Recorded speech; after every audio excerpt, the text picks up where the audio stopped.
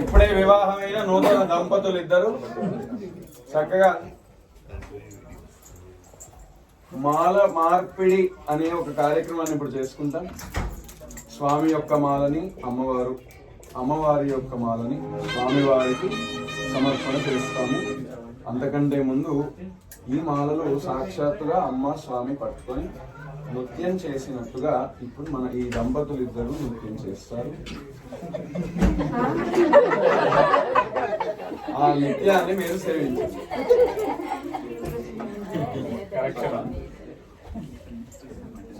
మీరు పట్టుకోండి, అదే డ్యాన్స్ వస్తుంది. నువ్వు ల్యాప్టాప్ పట్టుకోమని పని వస్తుందా లేదా? మీరే చేయాలని అందరు కోరుకుంటున్నారు.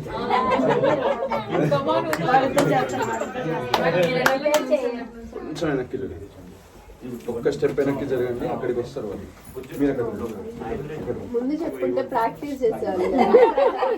మీరు ఎన్ని కళ్యాణాలకు వచ్చారు, ఎన్ని మాల డ్యాన్సులు చూడలేదు. ఇప్పుడు చేయరా? మీరే చూస్తారు కదా.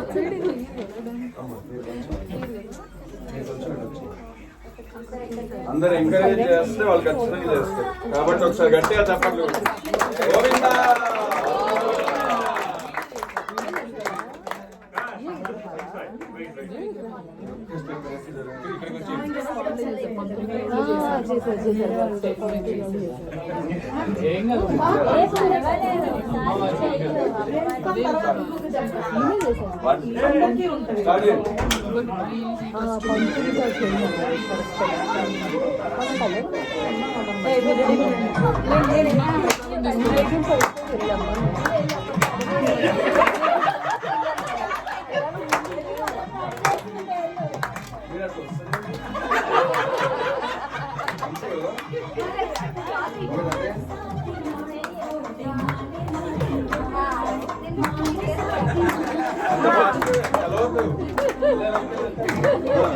Okay, ready.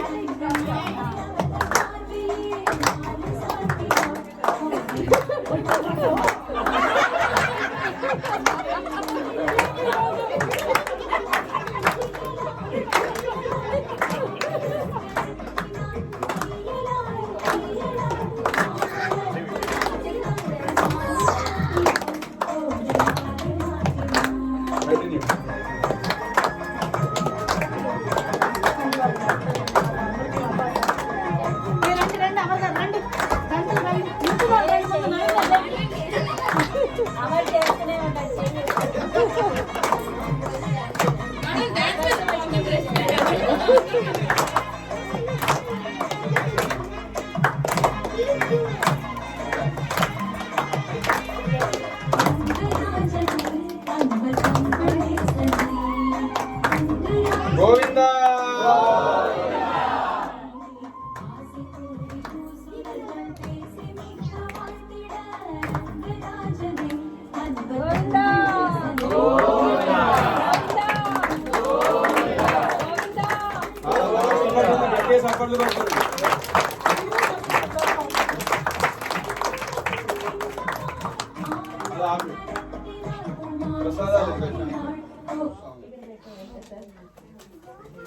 ప్రసాదం అటు పెట్టండి, మధ్యలో బట్ట కట్టు.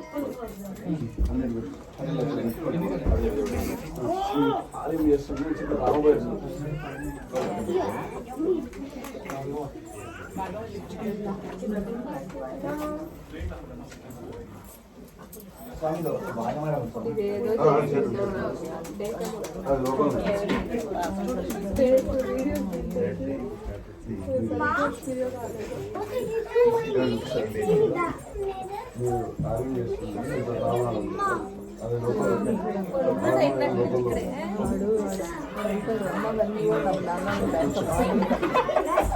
లోపల స్వామికి నైవేద్యం జరుగుతుంది.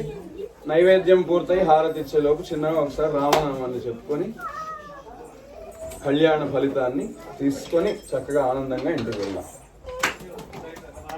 అందరు చెప్పండి, ఉత్సాహంగా చెప్పాలి.